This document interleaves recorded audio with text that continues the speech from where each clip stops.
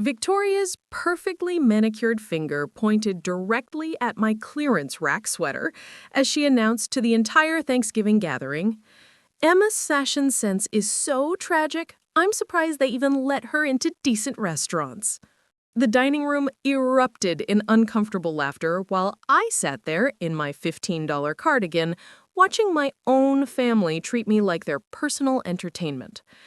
What none of them knew was that in exactly 20 minutes, Mr. William Ashford would walk through that mahogany front door carrying documents that would reveal I had just inherited the Worthington Diamond Empire, a mining operation so vast it supplied gems to every major jewelry house in Europe.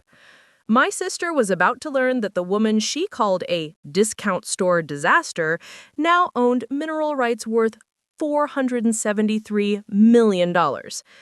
Before we jump back in, tell us where you're tuning in from. And if this story touches you, make sure you're subscribed, because tomorrow I've saved something extra special for you. The morning started like every other Thanksgiving for the past 5 years since I'd moved back to Millbrook. I pulled my ancient Honda Civic into the circular driveway of Victoria's sprawling McMansion in Dublin, Ohio, already dreading the next 8 hours of passive-aggressive comments about my life choices. The contrast between my rust-spotted sedan and the lineup of luxury vehicles couldn't have been more obvious. Robert's BMW, Uncle Harold's brand new Escalade, and Cousin Jessica's Mercedes all gleamed in the November sunlight like monuments to success I'd apparently failed to achieve. I checked my reflection in the rearview mirror one final time, smoothing down the brown cardigan I'd bought at Walmart 3 months earlier when the community center's heating system broke, and I needed something warm for work.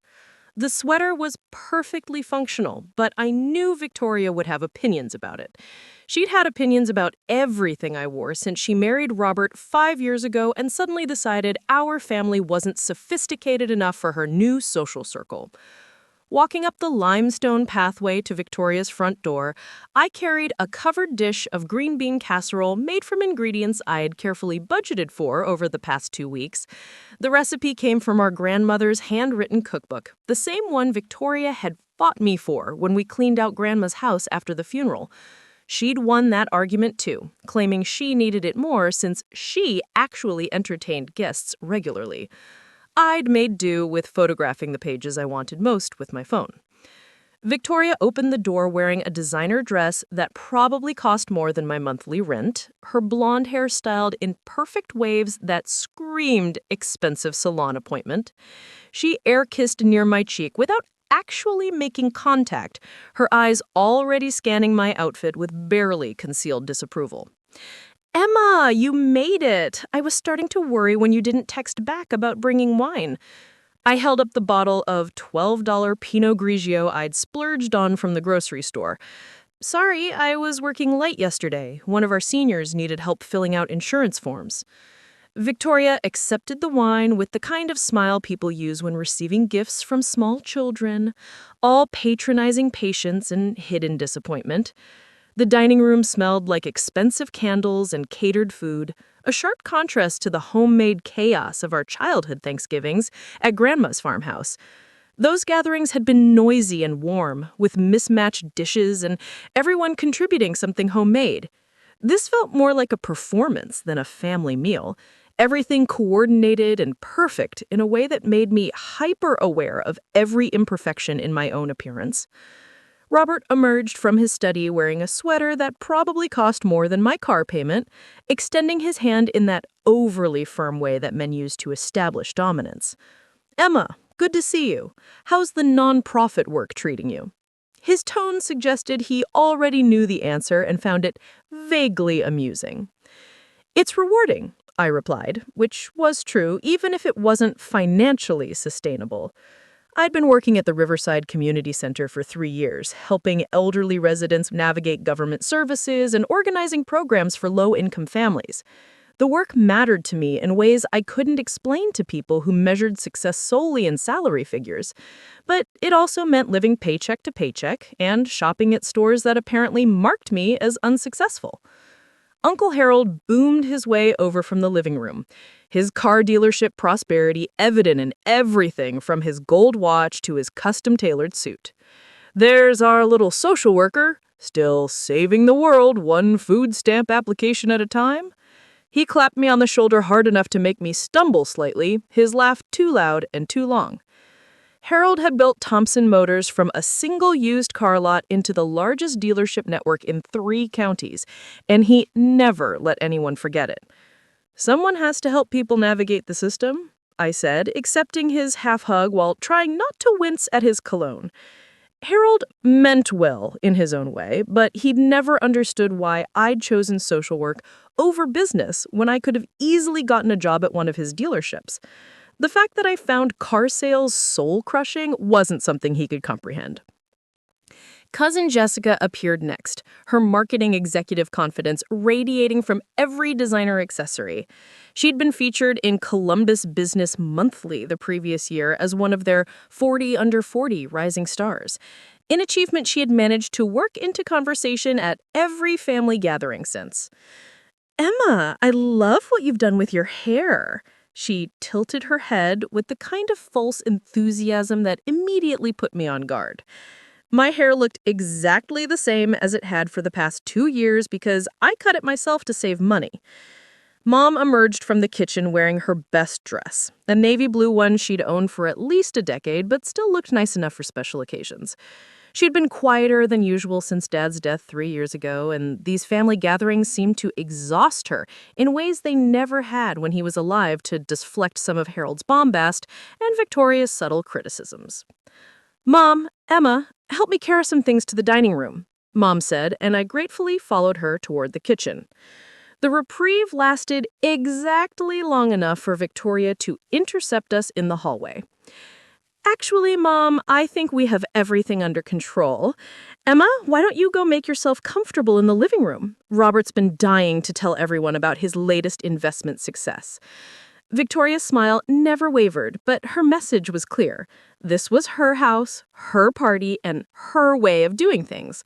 I was a guest who should stay out of the way. The room was a showcase of expensive furniture and carefully curated art.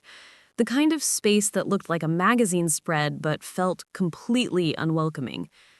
I perched on the edge of a cream-colored sofa that probably cost more than I made in 6 months, trying not to leave any wrinkles in the pristine fabric. Robert launched into a detailed explanation of his latest cryptocurrency investments, speaking in the tone of someone who assumed his financial success made his opinions fascinating to everyone around him.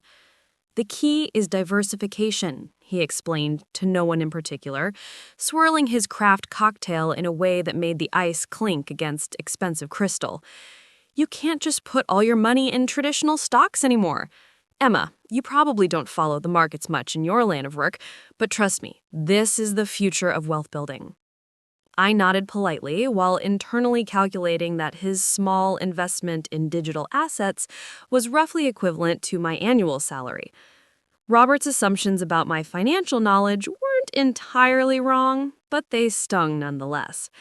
I'd actually been reading about cryptocurrency and sustainable investing in my spare time, partly out of curiosity and partly because I hoped to eventually have enough money to invest somewhere other than my savings account. Jessica jumped in with her own financial expertise, describing her company's 401k matching program and the vacation home she and her husband were considering in Florida. "We're looking at something beachfront, obviously. Life's too short to settle for inferior locations." She glanced at me with what might have been sympathy. "Emma, do you have any retirement savings through the community center?" The question hit exactly where it was supposed to. My retirement planning consisted of hoping Social Security would still exist by the time I qualified for it, and maybe inheriting enough from Mom someday to avoid eating cat food in my old age. Preparing and narrating this story took us a lot of time, so if you are enjoying it, subscribe to our channel. It means a lot to us. Now back to the story. On it, I said, which was technically true if you counted the $47 I managed to put in my savings account most months. Harold leaned forward in his leather recliner, his businessman's instincts apparently sensing an opportunity to dispense wisdom. "Emma, I've been thinking, maybe it's time to consider a career change. I could get you started at one of the dealerships, probably have you earning $40,000 your first year. It's honest work, and there's real money in automotive sales if you apply yourself. The offer was genuinely meant to be helpful, but it landed like a judgment on everything I'd chosen to prioritize over financial success. I appreciate the thought, Uncle Harold, but I really love what I do. Mrs. Whitfield just told me yesterday that our tax preparation program helped her save $300 this year. That matters to people. $300, Victoria repeated from the doorway where she'd been listening. That's sweet, Emma, but you could probably save $300 yourself if you shopped somewhere other than Walmart. I mean, I understand budgets are tight, but there are ways to look put together without spending a fortune. Her tone suggested she was offering helpful advice rather than delivering a calculated insult. The room went quiet for a moment, the kind of uncomfortable silence that happens when someone crosses a line, but nobody wants to acknowledge it directly. I felt heat rising in my cheeks, partly from embarrassment and partly from anger at being publicly critiqued for my shopping choices by someone who spent more on a single handbag than I made in a month. Victoria, Mom said quietly from behind her, but Victoria was just getting started. I'm not trying to be mean, I'm just saying that presentation matters. When Emma shows up looking like she raided a clearance rack, it reflects on all of us. Remember when we went to the Hendersons' anniversary party last summer? I spent the entire evening making excuses for why my sister was dressed like she was attending a church potluck instead of a country club event. Robert nodded along supportively, and I saw Jessica trying to hide a smile behind her wine glass. Harold looked uncomfortable but didn't intervene, probably because he'd never been on the receiving end of Victoria's critiques and didn't understand how they accumulated over time into something genuinely hurtful. My clothes are clean and appropriate, I said, fighting to keep my voice steady. Not everyone can afford designer everything, Victoria. Some of us have different priorities. Different priorities, she repeated, as if the phrase itself was ridiculous. Emma, you're 28 years old. Don't you think it's time to prioritize looking professional? I know the community center isn't exactly corporate America, but still, first impressions matter everywhere. What Victoria didn't know was that I'd actually splurged on this cardigan specifically because I thought it looked professional enough for work while being warm enough for the drafty community center. The fact that it came from Walmart's clearance rack was a necessity, not a choice. But explaining that would only invite more commentary about my financial management. You know what I think? Victoria continued, settling into her role as the successful older sister dispensing life advice. Emma needs to start thinking strategically about her future. The social work thing is noble, but it's not sustainable long term. Look at Jessica. She started in an entry-level marketing position and worked her way up. Look at Robert's success in finance. Even Harold built his business from nothing. I didn't build it from nothing. I had help from your grandmother, God rest her soul. That woman had a head for business even if she never got credit for it. The mention of Grandma created another moment of silence, this one tinged with genuine grief instead of social awkwardness. Our grandmother had been the emotional center of the family, the one person who could manage Harold's ego and Victoria's pretensions while making everyone feel loved and accepted.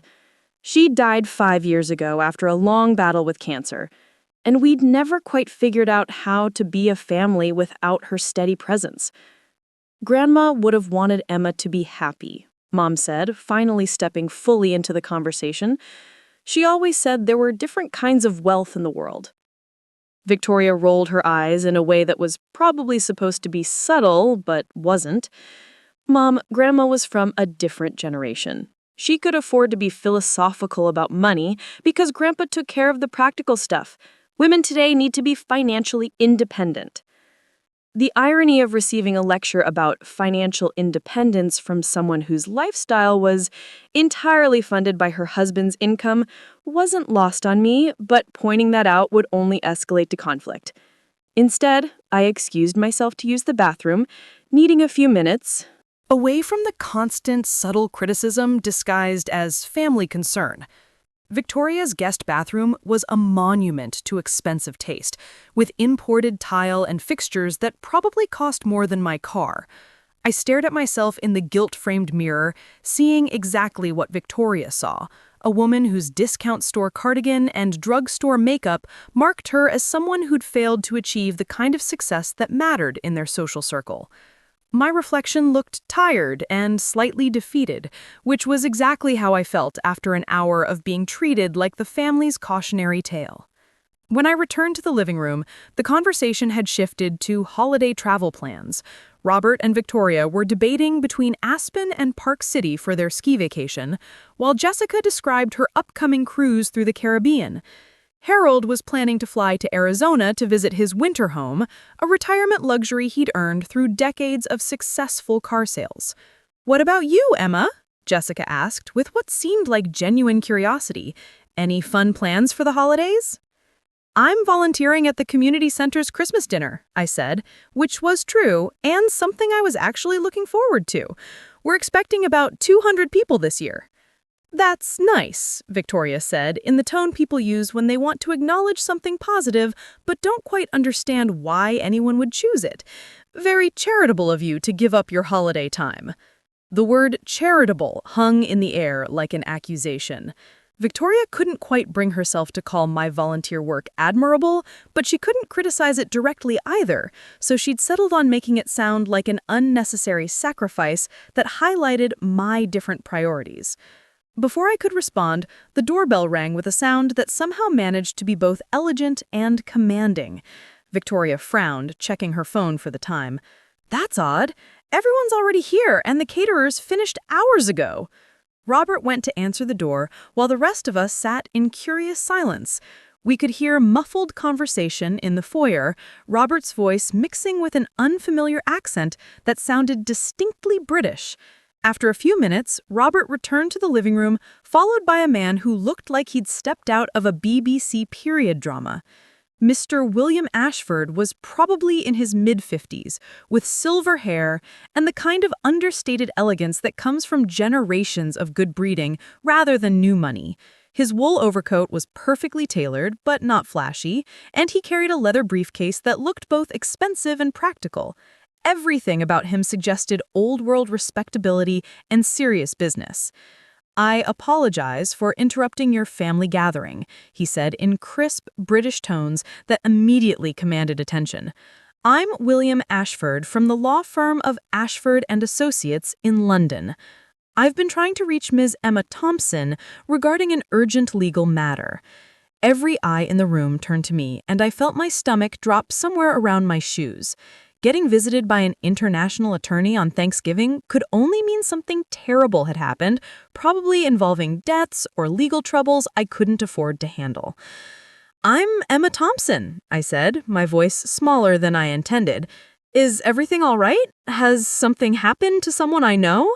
Mr. Ashford's expression softened slightly, and I caught what might have been the beginning of a smile. "On the contrary, Miss Thompson, I'm here regarding the estate of your great-aunt, Penelope Worthington. I believe this conversation might be best conducted privately, but given the circumstances and the urgency of certain legal deadlines, I'm afraid I need to proceed immediately." The name meant nothing to me at first, and I looked around the room to see if anyone else recognized it. Victoria was frowning, as if trying to place something, while Harold looked completely blank. Mom's face had gone pale, and she was staring at Mr. Ashford like she'd seen a ghost. "Penelope Worthington?" Mom repeated slowly. "That was my grandmother's sister. She emigrated to Scotland when I was just a child. We lost touch with her decades ago. I thought she died years ago." "She did pass away, Mrs. Thompson, approximately 6 months ago at the age of 89. However, she never lost track of your family line. In fact, she followed your daughter Emma's career and charitable work quite closely through various means." Mr. Ashford turned back to me with something that was definitely a smile now. "Ms. Thompson, your great-aunt was most impressed by your dedication to helping others despite your own modest circumstances." Victoria shifted impatiently in her designer chair. I'm sorry, but what does this have to do with Emma? And why couldn't this wait until after the holiday? Mr. Ashford opened his briefcase and withdrew a thick folder bound with legal ribbon. It has everything to do with Emma, I'm afraid.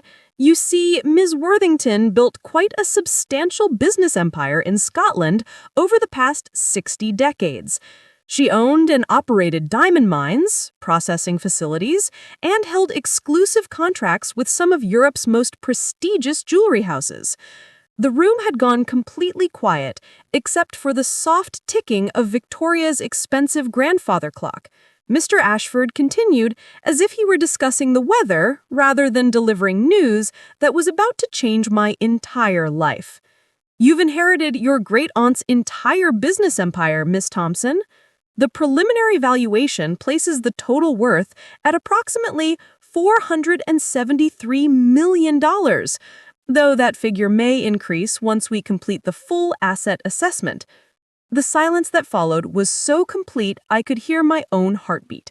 Victoria's wineglass slipped from her fingers and shattered on the hardwood floor, sending red wine splashing across her perfect white rug. Harold made a choking sound that might have been an attempt at speech. Jessica had gone completely pale and was gripping the arms of her chair like she was afraid of falling. Robert was the first to find his voice. $473 million. Are you certain about these figures? Quite certain, Mr. Caldwell. I've been handling the Worthington estate for the past decade, and I can assure you that Ms. Worthington was extremely successful in her business ventures. The Worthington mines supply approximately 30% of the diamonds used by luxury jewelry houses throughout Europe and Great Britain. I was still trying to process the basic concept that someone I'd never met had left me a fortune when Victoria finally managed to speak. There has to be some mistake. Emma works at a community center. She shops at Walmart. She drives a car that's older than some of the people she works with. There's no mistake, I assure you, Mr. Ashford replied mildly. Miss Worthington was quite specific in her instructions. She wanted her estate to go to someone who understood the value of helping others and who hadn't been corrupted by the pursuit of material wealth. Emma's work with elderly and low-income families, combined with her modest lifestyle despite her education and capabilities, convinced Miss Worthington that she was the ideal choice. The words were bouncing off my brain without really penetrating. $473 million. Diamond mines. European luxury jewelry houses. It was like someone had started speaking in a foreign language that used English words but made no actual sense. But she's never even mentioned this relative, Victoria protested, as if that somehow invalidated the entire inheritance. How do we know this is legitimate? How do we know you're really a lawyer? Mr. Ashford reached into his briefcase again and produced a card case made of what looked like silver. He handed business cards to Robert and Harold, both of whom studied them with the intensity of art appraisers examining a potential masterpiece. Ashford and Associates is one of London's oldest legal firms, he explained patiently. We've been handling estates and international business law since 1847. I can provide references from any number of banks, government offices, or business organizations if you require verification of our credentials. Harold was reading the business card like it contained secret messages.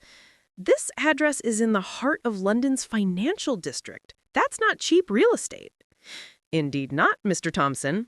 Miss Worthington was one of our most valued clients, and her instructions regarding the disposal of her estate were extremely detailed and specific. Mr. Ashford turned back to me. Miss Thompson, I realize this is overwhelming news. However, there are several time-sensitive legal matters that require your immediate attention. I felt like I was moving through thick fog, every thought requiring enormous effort to complete. What kind of legal matters?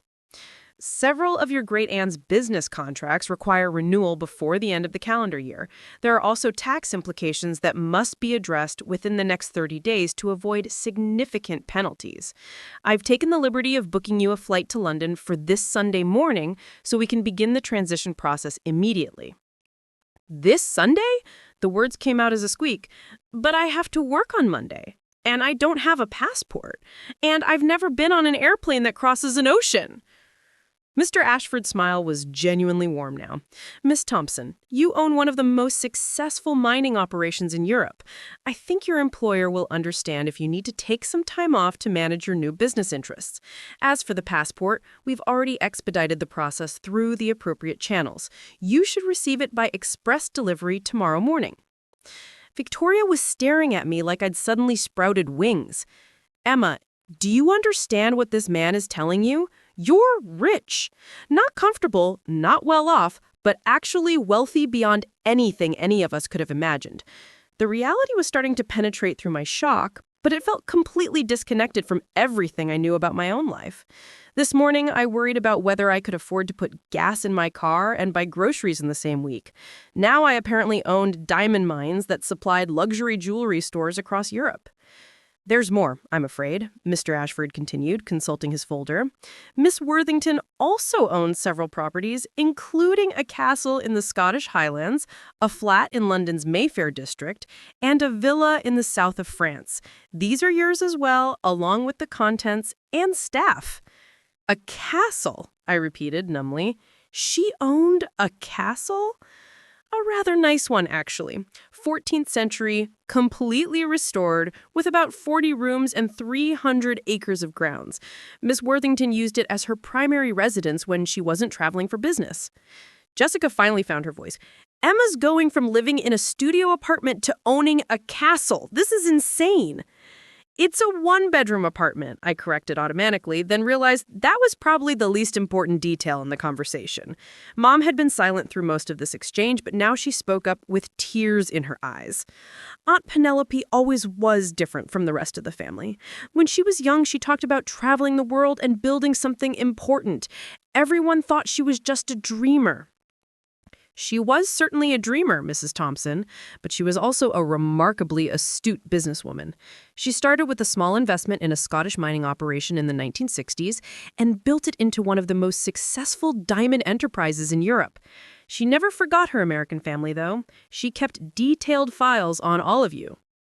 Mr. Ashford reached into his briefcase once more and produced a sealed envelope that made of heavy paper and sealed with actual wax. That bore an elaborate coat of arms. My hands were shaking as I broke the seal and unfolded what turned out to be several pages of handwritten letter. The handwriting was elegant but firm, the kind that suggested someone who had been educated when penmanship still mattered. My dear Emma, the letter began, and I found myself reading out loud without really meaning to. If you are reading this, then I have passed away and Mr. Ashford has successfully located you to deliver news that will no doubt come to you as quite a shock. Please know that my decision to leave my estate to you was not made lightly or hastily.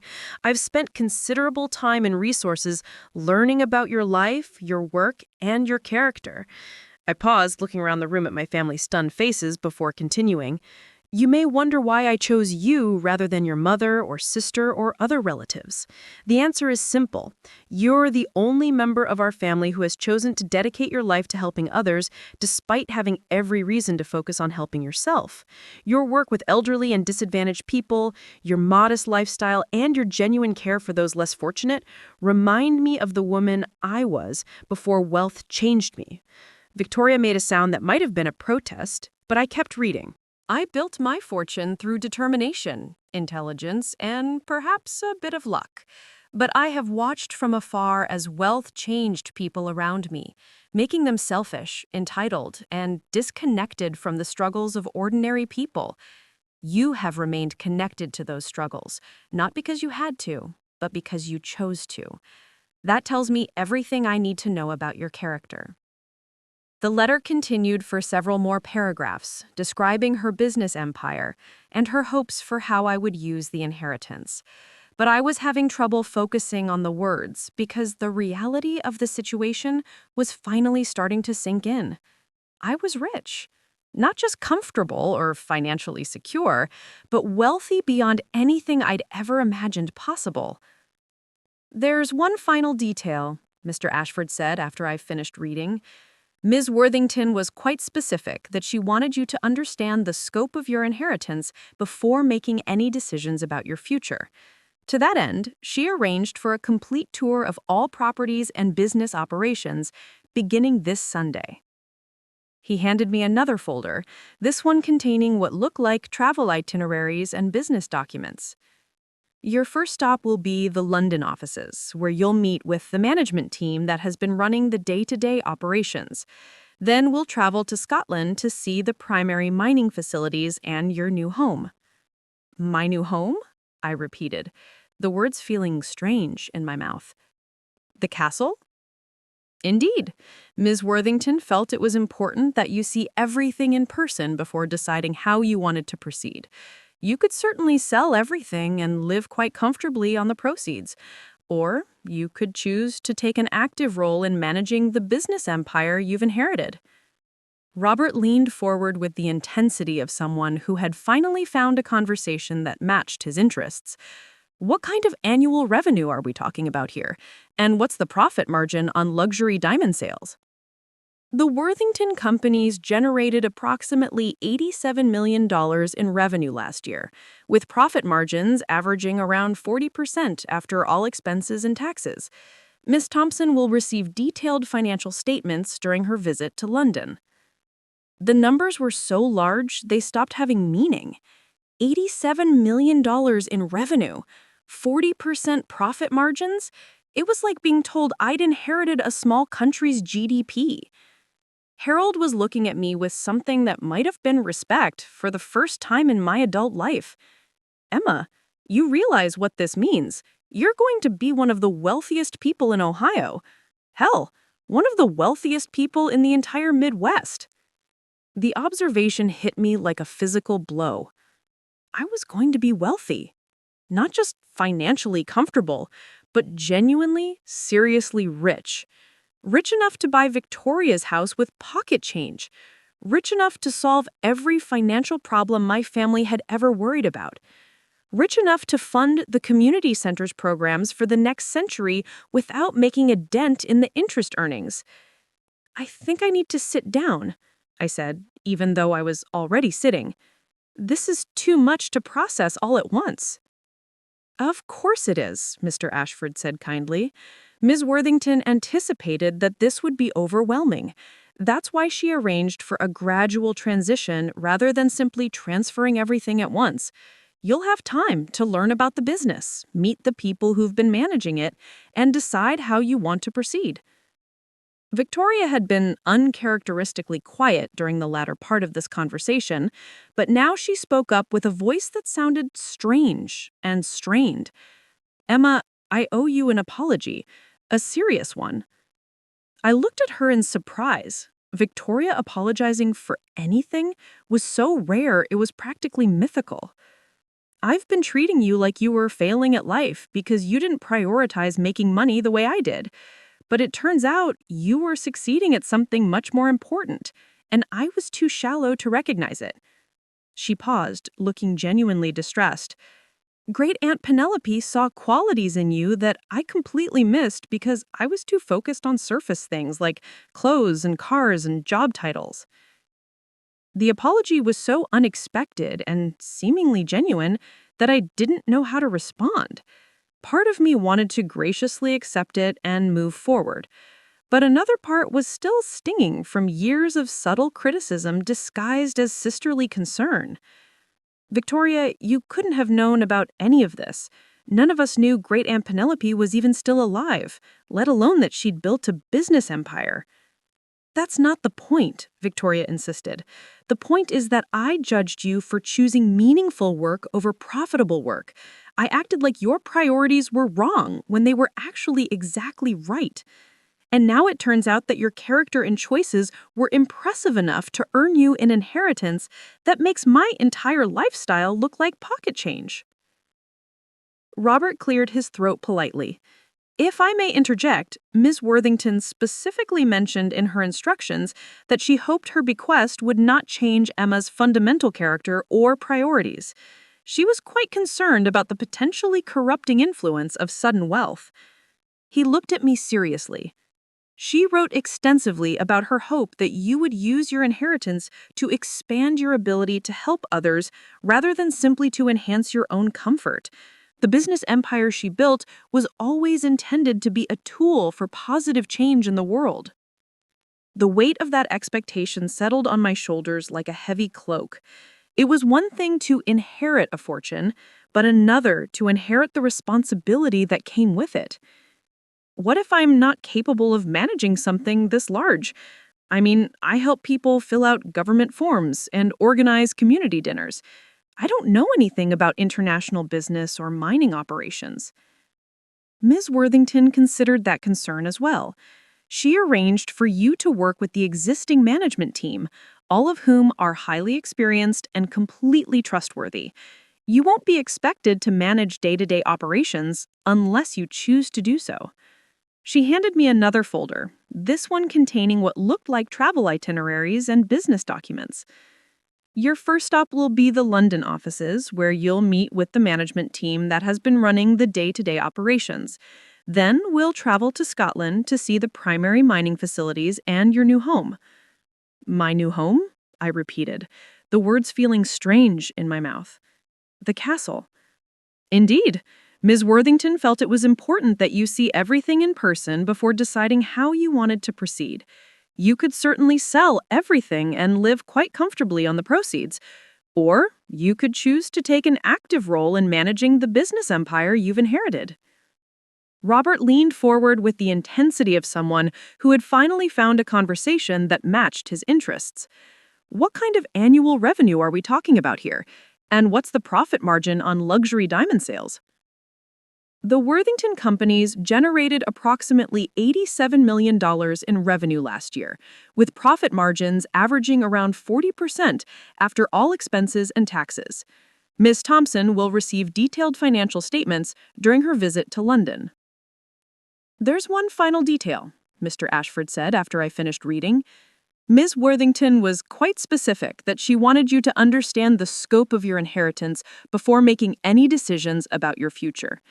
To that end, she arranged for a complete tour of all properties and business operations beginning this Sunday. $1 million for your personal use while you're learning about the business. Consider it a signing bonus. He handed me the card, which was made of some kind of metal and felt heavier than any credit card I'd ever held. The name Emma Thompson was engraved in elegant script below the Worthington family crest. $5 million, I said faintly. For personal use? Miss Worthington felt you should have immediate access to funds for travel, appropriate business attire, and any other necessities while you're transitioning into your new role. The card has no preset limit, though we do ask that you use reasonable judgment in your expenditures. Jessica was staring at the credit card like it was a holy relic. Emma, that's more money than most people make in their entire lifetimes, and it's just your spending money while you figure out what to do with the rest. The enormity of it all was starting to make me feel dizzy. This morning I'd been worried about whether I could afford to buy name-brand groceries instead of store brands. Now I was holding a credit card with no preset limit and inheriting a business empire worth nearly $500 million. I think I need some air, I said, standing up on legs that felt unsteady. This is all happening very fast. Of course, Mr. Ashford said, checking his expensive watch. I need to return to London this evening to begin preparing for your arrival, but I wanted to deliver this news personally. Miss Worthington was quite specific that the inheritance announcement should be made in front of your family. He gathered his papers and folders, placing them back in his briefcase with practiced efficiency. Ms. Thompson, you'll receive your expedited passport tomorrow morning, along with detailed travel information for Sunday's flight. A car will pick you up at your apartment at precisely 8 a.m. to take you to the airport. A car? I repeated. The concept of having a car pick me up anywhere seemed as foreign as owning a castle. Miss Worthington's instructions were very specific about ensuring your comfort and safety during the transition period. You'll be traveling on a private aircraft to avoid the complications of commercial flights while carrying important business documents. Private aircraft? I was going to travel on a private airplane to London to tour my inherited diamond mining empire and see my new castle. If someone had told me this story about another person, I would have assumed they were describing a movie plot or a fever dream. Mr. Ashford shook hands with each family member, his manner courteous but businesslike. When he reached me, he smiled with what looked like genuine warmth. Miss Thompson, Miss Worthington would have been very pleased to see you surrounded by family when you received this news. She was quite fond of the idea that her bequest would bring joy to people she cared about. Walmart clothes had transformed into something that felt more like a dream than reality. Victoria was the first to break the silence, her voice barely above a whisper. "Emma, do you realize what just happened? You're going to be richer than everyone in this room combined. Richer than everyone we know combined." The weight of the metal credit card in my hand felt impossible to ignore. $5 million for personal expenses while I learned about my new business empire? The amount was so far beyond my comprehension that it might as well have been monopoly money. I kept expecting to wake up from what had to be the most elaborate dream of my life, but the shocked faces around me remained stubbornly real. "I can't wrap my head around any of this," I admitted, setting the card down on Victoria's coffee table like it might explode if I held it too long. "This morning I was calculating whether I could afford to buy both milk and eggs at the grocery store. Now I apparently own diamond mines that supply jewelry stores across Europe." Robert had picked up one of the business folders Mr. Ashford had left behind and was flipping through financial statements with the intensity of someone studying religious texts. "Emma, these numbers are staggering. According to this preliminary report, your annual income from the mining operations alone will be somewhere in the neighborhood of $35 million. That's more than some Fortune 500 companies generate in profit." The words bounced off my consciousness without really penetrating. $35 million annually? I made $28,000 last year working at the community center, and I'd felt proud of that modest increase from the previous year. The scale of difference was so vast, it felt like comparing a puddle to an ocean. Harold had been studying the business card Mr. Ashford had given him with the attention of an archaeologist examining an ancient artifact. I've heard of Ashford and Associates. They handle estates for some of the wealthiest families in Europe. If they're representing you, Emma, this is the real deal. No question about it. Mom had been unusually quiet throughout most of the attorney's visit, but now she was looking at me with tears in her eyes. "Your great-aunt Penelope always talked about making something of herself when she was young. The family thought she was just a dreamer who'd come back home eventually when reality set in. None of us imagined she'd actually build an empire." "What was she like?" I asked, realizing I knew virtually nothing about the woman who had just changed my entire life. I mean, I've never even heard her name mentioned before today. She was my grandmother's younger sister, probably about 15 years younger than Grandma. She left for Scotland when I was maybe 8 or 9 years old, so my memories are pretty vague, but I remember her being different from everyone else in the family. She read constantly, talked about traveling the world, and had big ideas about what she wanted to accomplish. Mom paused, clearly searching through decades-old memories. "Your grandfather used to say she was too ambitious for her own good, that she'd end up disappointed when the world didn't live up to her expectations. I guess he was wrong about that." The mention of my grandfather, who had died when I was in college, brought back memories of a practical man who believed in steady work and modest goals. He would have been stunned to learn that his wife's aunt had become an international business mogul worth hundreds of millions of dollars. Jessica had been unusually quiet during most of this conversation, but now she spoke up with something that sounded like awe in her voice. "Emma, do you understand what just happened? You're going to be richer than everyone in this room combined, richer than everyone we know combined." The concept of complete financial freedom was so foreign to my experience that I couldn't really process it. On financial constraints, where to live, what to eat, whether I could afford to replace my worn-out shoes, whether I could visit friends who lived more than a tank of gas away. The idea of making choices without considering cost felt like someone had suggested I could fly by flapping my arms hard enough. "I don't even know what I'd want to buy," I said honestly. I mean, my biggest financial dream was maybe someday being able to afford a reliable used car and a 2-bedroom apartment. Owning a castle in Scotland wasn't exactly on my vision board. Victoria was looking at me with an expression I'd never seen before, something that might have been genuine respect, mixed with what looked like regret. "Emma, I owe you more than just an apology. I owe you an explanation for why I've been so awful to you about money and success." She paused, fidgeting with her designer wedding ring in a way that suggested real discomfort. "When I married Robert, I thought I'd achieved something important by landing a wealthy husband. I felt like I'd won some kind of competition, especially compared to you choosing social work over a more lucrative career. I've been using your financial struggles to make myself feel better about my own choices." The admission was so unexpected that I didn't know how to respond. Victoria had never acknowledged that her treatment of me had been anything other than helpful sisterly concern. The truth is, I don't really have my own money or my own success. Everything I have comes from Robert's income and Robert's achievements. I've been living like I'm successful when really I'm just married to someone successful. But you've been actually accomplishing something meaningful with your life, and I was too insecure to see it. Robert shifted uncomfortably at this characterization of their marriage, but he didn't contradict her. Instead, he looked at me with something that might have been newfound respect. "Emma, I have to admit I never understood why you chose social work when you clearly had other options. But after hearing Mr. Ashford describe why your great-aunt chose you as her heir, I think I was measuring success by the wrong standards." The conversation was taking a direction I'd never expected, with family members who had spent years subtly criticizing my choices, suddenly questioning their own priorities. It felt surreal to watch people who had always seemed so confident about their life decisions, suddenly expressing doubt about the values they'd used to measure success.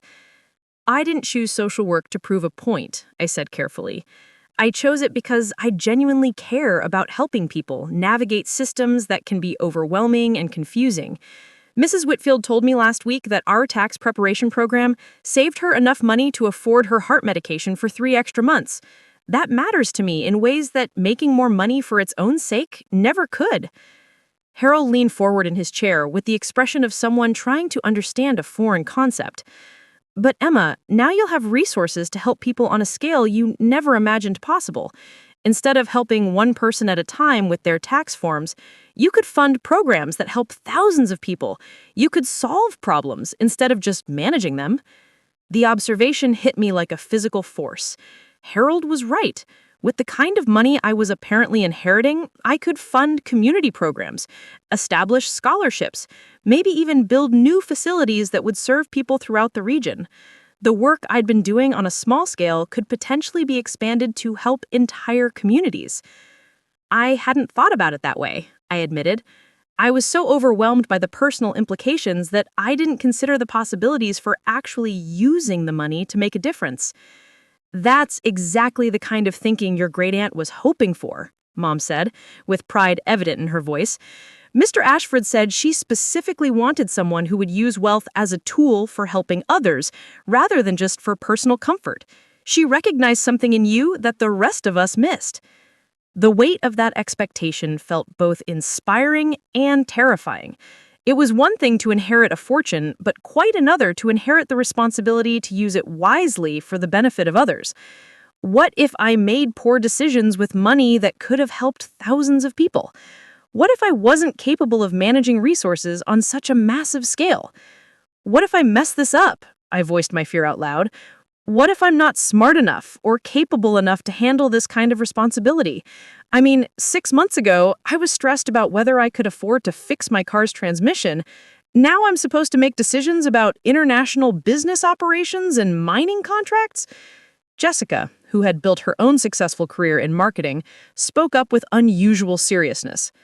"Emma, the fact that you're worried about messing up is probably the best indicator that you won't. The people who cause problems with inherited wealth are usually the ones who think they're automatically qualified to make major decisions without learning anything first." She gestured toward the folders of information Mr. Ashford had left behind. "It sounds like your great-aunt set up a system where you'll have experienced managers to help you learn about the business gradually. You don't have to become an expert overnight. You just have to be willing to listen and learn from people who know more than you." Robert nodded in agreement. "In my experience, the most successful business leaders are the ones who surround themselves with competent people and ask good questions, rather than pretending to have all the answers. You'll have access to the best advisors money can buy, literally." The practical aspects of my new situation were starting to seem less overwhelming as I thought about them systematically. I wouldn't be expected to manage diamond mining operations or international contracts without help. I would have experts to guide me through decisions while I learned about the business. The key would be staying humble enough to accept guidance and smart enough to ask the right questions. There's something else to consider, Victoria said, her words taking on a tone I'd never heard from her before. Emma, you're going to discover that wealth changes how everyone around you behaves. People are going to want things from you. They're going to treat you differently because of your money rather than because of who you are as a person. She paused, looking uncomfortable with what she was about to say. I know because it happened to me when I married Robert, though on a much smaller scale. Suddenly, people who had never paid attention to me were inviting me to events and asking for favors. Some of it was genuine friendship, but a lot of it was just people wanting access to Robert's connections and resources. Resonated with concerns I'd been too shocked to fully consider. How would my coworkers at the community center react when they learned about my inheritance? Would they still see me as the same person who helped elderly residents fill out Medicare paperwork? Or would they start viewing me as a wealthy patron who might fund their programs? I think that's part of why Great-Aunt Penelope wanted me to see everything in person before making any major decisions, I said slowly. Mr. Ashford mentioned that she was concerned about the potentially corrupting influence of sudden wealth. Maybe she wanted me to understand the full scope of what I'm inheriting before I have to deal with how it changes my relationships with other people. Harold, who had been unusually quiet during this more philosophical discussion, suddenly sat up straighter with a look of realization. Emma, do you understand what this means for our family's financial situation? I mean, you could solve every money problem any of us have ever worried about without even noticing the expense. The observation created an uncomfortable moment of silence. Harold was right, of course. The credit card sitting on Victoria's coffee table probably had enough available funds to pay off everyone's mortgages, student loans, and car payments without making a meaningful dent in my inheritance. But the idea of suddenly becoming the family's financial savior felt as overwhelming as inheriting the money in the first place. Let's not get ahead of ourselves, Mom said, gently but firmly. Emma just found out about this inheritance an hour ago. She needs time to process what it means for her own life before anyone starts thinking about how it might affect the rest of us. I felt a rush of gratitude toward my mother for recognizing that I needed space to figure out my own relationship with this windfall before dealing with family expectations. The last thing I wanted was to immediately find myself in the position of deciding which relatives deserved financial help and how much. Mom's right, I said. I need to understand what I've actually inherited and what the responsibilities are before I can think about anything else. Mr. Ashford said there are time-sensitive business decisions that need to be made, so my first priority has to be learning enough to make those decisions intelligently. Victoria nodded with what looked like genuine understanding. Of course, I wasn't trying to pressure you, Emma. I guess I'm still processing all of this myself.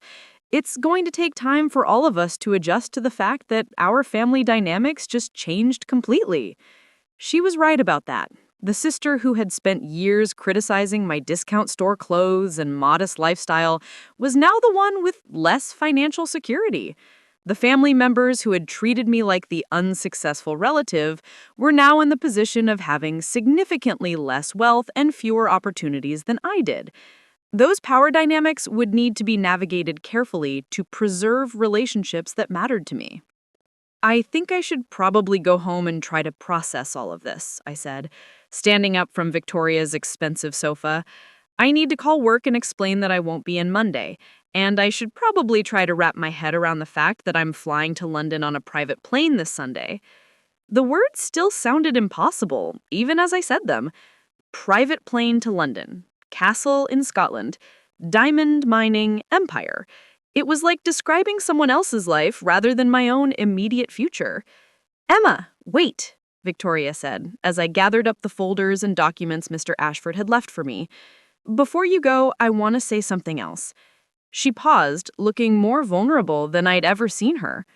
I'm proud of you, not because of the inheritance, but because of who you are as a person. Great-Aunt Penelope saw something in you that made her want to entrust you with her life's work. That says everything about your character. and I'm sorry it took a windfall inheritance for me to recognize it." The apology was so heartfelt and unexpected that I felt tears starting to form in my eyes. For the first time in years, Victoria was speaking to me like an equal rather than like someone she needed to manage or improve.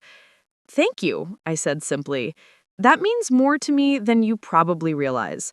Harold stood up to give me one of his characteristic bear hugs, but this time there was genuine respect in his embrace rather than the patronizing affection he'd always shown toward his unsuccessful niece. "Emma, I want you to know that if you need any advice about managing sudden wealth or dealing with business decisions, I'm here to help. I may not have experience on this scale, but I've learned a few things about money over the years." The offer was clearly sincere, and I appreciated both the gesture and the fact that Harold was treating me like someone whose judgment he respected, rather than someone who needed constant guidance. "I'll definitely take you up on that," I promised. "I have a feeling I'm going to need all the advice I can get from people who care about me as a person, rather than as a potential source of funding." Mom walked me to the door, linking her arm through mine in a gesture that reminded me of how she used to walk with me when I was small. "Emma, honey, are you going to be okay processing all of this by yourself tonight? This is a lot to handle alone." "I think I need some quiet time to let it all sink in," I said honestly. "But I'll call you tomorrow after I've had a chance to think through everything. Maybe we can talk about what Mr. Ashford said about Great Aunt Penelope following my work at the community center." "I'd like that," Mom agreed. "I have a feeling there's a lot about Penelope's life that we never knew. Maybe learning about her story will help you understand what she saw in you and what she hoped you'd do with her legacy." The drive back to my apartment gave me the first quiet moments I'd had since Mr. Ashford's arrival to really think about what had happened. The familiar streets of Melbrook looked exactly the same as they had that morning, but my relationship to everything around me had fundamentally changed. The grocery store, where I carefully compared prices, the gas station where I watched the pump anxiously to make sure I didn't overspend, the community center where I worked for wages that barely covered my basic expenses, all of it now existed in a completely different context. By the time I pulled into the parking lot of my apartment complex, the reality was starting to settle in more deeply. I was wealthy, not just comfortable or financially secure, but genuinely, substantially wealthy.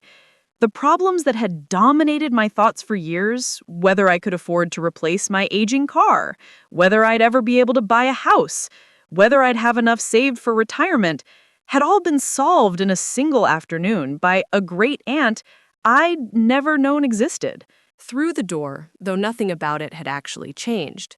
The secondhand furniture I'd been proud to acquire piece by piece, the carefully budgeted grocery supplies, the stack of bills on my kitchen counter that I'd been planning to pay with my next paycheck, all of it now seemed like artifacts from a previous life, rather than my current reality. I spread Mr. Ashford's folders across my small dining table and began reading through the documents more carefully. The preliminary financial statements were filled with numbers that seemed fictional in their magnitude. Annual revenues, profit margins, asset valuations. The business empire I'd inherited was larger and more complex than I'd initially understood. According to the documents, the Worthington companies owned not just diamond mines, but also processing facilities, wholesale operations, and retail partnerships throughout Europe and parts of Asia. There were detailed descriptions of mining operations in Scotland, cutting and polishing facilities in Belgium, and exclusive contracts with luxury retailers in London, Paris, and Geneva. One document caught my particular attention: a letter from the company's chief financial officer describing their charitable giving programs. Apparently, Great Aunt Penelope had established foundations that funded education programs in rural Scotland, provided microloans to women entrepreneurs in developing countries, and supported environmental conservation efforts around mining sites. Reading about her philanthropic work helped me understand why she'd chosen me as her heir. She hadn't just built wealth for its own sake, but had used her success to create positive change in the world. The letter mentioned that she'd spoken frequently about wanting her successor to continue and expand these charitable efforts. The weight of that expectation felt both inspiring and daunting. I'd spent my career helping people navigate bureaucratic systems and access services they needed, but always on a small scale with limited resources. Now I had the opportunity to fund programs that could help thousands of people, but also the responsibility to make wise decisions about how those resources were allocated. My phone rang around 9 o'clock, startling me out of my reading. The caller ID showed Tyler Brooks, my closest friend and coworker at the community center. I hesitated before answering, realizing that this would be my first conversation with someone outside my family since learning about the inheritance. "Emma, how was the family torture session?" Tyler asked cheerfully. Tyler had become my closest friend over the past 3 years, partly because he was one of the few people who understood both the rewards and frustrations of social work, and partly because his sense of humor made even the most difficult days bearable. "It was definitely memorable," I said, wondering how to even begin explaining what had happened. "Tyler, something occurred that I need to tell you about, but I'm not sure you're going to believe it. Did Victoria finally acknowledge that you're actually good at your job? Because that would be newsworthy." I laughed, despite everything, grateful for Tyler's ability to make me feel normal, even in the most surreal circumstances. "It's bigger than that. A lot bigger. Tyler, I inherited money today. A lot of money." "How much is a lot? Like, enough to finally buy a reliable car? Because I've been worried about that Honda of yours for months." "More than that. Significantly more." I took a deep breath and decided to just say it directly. "Tyler, I inherited approximately $473 million and a diamond mining empire in Europe." The silence that followed lasted long enough that I started to worry the call had been dropped. Finally, Tyler's voice came back, sounding completely different. "Emma, are you feeling okay? Because what you just said sounds like the setup for either a really elaborate joke or a mental health crisis." "I know how it sounds, but it's completely real. A British attorney showed up at Victoria's house this afternoon with legal documents proving that my great-aunt, who I'd never heard of before today, left me her entire business empire. I'm flying to London on Sunday to tour the mining operations and see the castle I apparently now own." Another long silence. "Emma, I've known you for 3 years, and you're the most honest person I've ever met. So I believe you're telling me the truth, even though what you're saying sounds completely insane. Are you okay? How are you processing this?" The genuine concern in Tyler's voice reminded me why his friendship mattered so much to me. He wasn't asking about the money or what it might mean for him.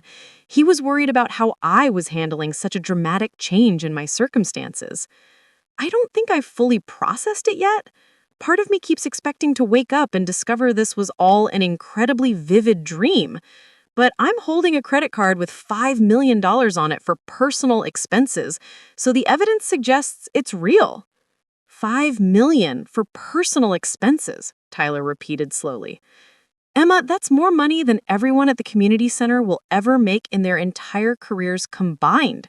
Your life just changed in ways that most people can't even imagine." He was right, of course. The scale of change was so vast that I couldn't really comprehend it yet. "Tyler, I'm worried about how this is going to affect my relationships with people at work. Will you still see me as the same person who helps Mrs. Rodriguez translate her medical bills?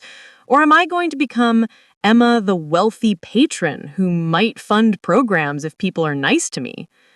"That depends entirely on how you handle it," Tyler said, thoughtfully. "Money doesn't automatically change who you are as a person, but it definitely changes how other people relate to you. The question is whether you let it change how you relate to yourself and to work that matters to you." His observation echoed the concerns Victoria had raised about how wealth would affect my relationships. "Tyler, what would you do if you suddenly inherited this kind of money? Would you keep working at the community center?" "Honestly, I don't know. Part of me thinks I'd want to expand what we're doing rather than just continuing with the same limited resources. But another part of me worries that having that much money would disconnect me from understanding what our clients actually need." It was a perceptive concern that I hadn't fully considered. One of the reasons I'd been effective in my work was that I understood financial stress from personal experience. If I no longer had to worry about money for basic necessities, would I lose that connection to the people I was trying to help? Maybe the key is making sure the money serves the work rather than replacing it. Instead of just funding existing programs, maybe I could use the resources to create new approaches to problems we've never been able to address because of budget constraints. That sounds like something you would say, Tyler replied, and I could hear relief in his voice. Emma, I think you're going to be okay with this.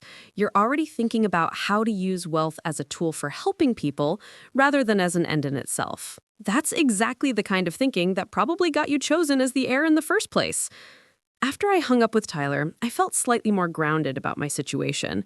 Talking to someone who knew me well and cared about the work we did together helped remind me that inheriting money didn't have to fundamentally change who I was as a person. The challenge would be figuring out how to integrate new resources with existing values and priorities. I spent the rest of the evening reading through more of the documents Mr. Ashford had provided, trying to understand the scope and complexity of what I'd inherited. The more I learned about Great Aunt Penelope's business empire, the more impressed I became with her vision and execution. She'd started with a small investment in a Scottish mining operation and built it into a vertically integrated company that controlled every aspect of diamond production, from extraction to retail sales. But what struck me most was the evidence of her commitment to ethical business practices and social responsibility. The company employed fair labor practices, invested heavily in environmental protection around mining sites, and maintained partnerships with artisan communities in developing countries. She'd built wealth in ways that created value for others rather than extracting it at their expense. Reading about her approach to business gave me hope that I might be able to continue her legacy in ways that align with my own values. The money wasn't just an opportunity for personal comfort, but a tool for creating positive change in the world on a scale I'd never imagined possible. As I prepared for bed in my small apartment for what might be the last time, I felt a mixture of excitement and trepidation about what lay ahead. In less than 48 hours, I'd be traveling to London to begin learning about my new responsibilities as the owner of a diamond empire. Everything about my life was about to change, but I was beginning to believe that the change might be an opportunity to become more of who I'd always wanted to be, rather than someone completely different. The next morning arrived with the surreal efficiency that seemed to characterize everything about my new circumstances. At precisely 9 a.m., a courier knocked on my apartment door carrying an overnight package from the State Department containing my expedited passport, complete with official stamps and documentation that would have normally taken months to obtain. The passport photo they'd used had somehow been taken from my driver's license records and professionally enhanced to meet international travel standards. Along with the passport came a detailed itinerary printed on heavy paper that felt expensive between my fingers. The schedule was meticulously planned, starting with car service pickup at 8 a.m. Sunday morning, first-class lounge access at Columbus International Airport, and departure on what the document simply described as private aircraft at 11:30. The flight time to London was listed as 7 hours and 45 minutes, which seemed impossibly fast compared to the commercial flights I'd researched out of curiosity, but never been able to afford. I spent most of Saturday in a strange state of suspended animation, moving through familiar routines while knowing they were probably the last time I'd perform them as the person I'd been before inheriting a fortune. I did laundry in the apartment complex's coin-operated machines, went grocery shopping at the same store where I'd carefully budgeted every purchase for the past 3 years, and cleaned my small apartment with the thoroughness of someone who might not return to it for quite some time. The grocery shopping trip became an unexpectedly emotional experience. Walking through aisles where I'd spent countless hours comparing unit prices and calculating whether I could afford name brand items versus generic alternatives, I found myself overwhelmed by the realization that financial constraints would never again determine what I put in my cart. The elderly cashier who had rung up my purchases for years smiled at me exactly the same way she always had, completely unaware that the customer she knew as the young woman who used coupons and bought marked-down produce was now worth nearly $500 million. That evening, Tyler came over to help me pack for the trip and to process the reality of what was happening. He brought Chinese takeout from our favorite restaurant, the kind of casual dinner that had become our traditional way of dealing with particularly stressful or overwhelming days at work. "I've been thinking about our conversation last night," Tyler said, as we spread lo mein and sweet and sour chicken across my small kitchen table. Emma, you realize that your life is about to become completely public in ways you probably haven't considered yet. When word gets out about your inheritance, which it will, you're going to become a very visible person. The observation hadn't occurred to me, but it made perfect sense. Inheriting one of Europe's largest diamond mining operations wasn't the kind of thing that stayed private indefinitely. There would probably be business publications interested in the story, not to mention local media coverage of a small-town Ohio woman suddenly becoming one of the wealthiest people in the Midwest. What do you think that means practically? I asked, suddenly feeling a new layer of anxiety about the changes ahead. It means you'll need to think carefully about security, privacy, and probably legal protection from people who might want to take advantage of your wealth. Rich people don't get to live the same kind of anonymous lives that the rest of us take for granted. Tyler had always been practical in ways that balanced my tendency towards idealism, and his concerns about the public aspects of inherited wealth added another dimension to considerations I was still learning to navigate. Mr. Ashford mentioned that Great-Aunt Penelope was concerned about the potentially corrupting influence of sudden wealth. Maybe part of what she meant was the way money changes not just how you live, but how you have to protect yourself from other people's reactions to your wealth. Probably. Rich people don't just have money, they have problems that come with money, like figuring out which people genuinely care about you versus which people want something from you. The conversation reminded me of Victoria's warning about how wealth would change my relationships with everyone around me. It was starting to seem like inheriting a fortune came with complications I'd never considered during the initial shock of learning about Inheritance. Sunday morning arrived with November weather that felt appropriate for international travel, crisp and clear with the kind of bright sky that made everything seem possible. The car service arrived exactly on time, a black sedan driven by a professionally courteous man who treated my single suitcase and small carry-on bag like they contained precious artifacts rather than the hastily assembled wardrobe of someone who'd never traveled internationally. The drive to Columbus took 45 minutes through rural Ohio landscape that looked exactly the same as it had every other time I'd driven this route, but felt completely different now that I was traveling toward a private aircraft that would take me to claim my inheritance of a diamond empire. Familiar farmhouses and small towns scrolled past the windows like scenes from someone else's life, rather than the world I'd always inhabited. Columbus International Airport's private aviation terminal was a building I'd never noticed during my few previous flights, a discrete structure separated from the main passenger terminals where wealthy travelers could avoid the crowds and complications of commercial air travel. The waiting area felt more like an upscale hotel lobby than an airport, with leather furniture, complimentary refreshments, and staff who treated my arrival like I was an important business executive rather than a community center worker who'd never owned a passport until yesterday. When they called my flight, I followed a uniformed attendant across the tarmac toward an aircraft that looked like something from a movie about international business moguls. The plane was smaller than commercial jets, but infinitely more elegant, with exterior that gleamed white and silver in the morning sunlight. A flight crew of 3 welcomed me aboard with the kind of professional courtesy that suggested they regularly transported people for whom private international travel was routine rather than miraculous. The interior of the aircraft was appointed with leather seats that converted to beds, polished wood surfaces, and technology that allowed me to stay connected to the internet throughout the flight. There was a full galley where the flight attendant prepared fresh meals, a private bathroom larger than some commercial aircraft's entire passenger compartments, and seating areas configured for both work and relaxation. As the plane lifted off from Columbus and climbed toward cruising altitude, I watched Ohio shrink below me until my entire previous life became a patchwork of fields and towns barely visible through the aircraft windows. The physical distance from everything familiar felt symbolic of the enormous changes that had already begun reshaping my existence. During the flight, I continued reading through the business documents Mr. Ashford had provided, trying to understand the complexity of the empire I was inheriting. The Worthington companies operated on a scale that dwarfed anything I'd previously encountered, with operations spanning multiple countries, hundreds of employees, and business relationships that stretched across European luxury markets.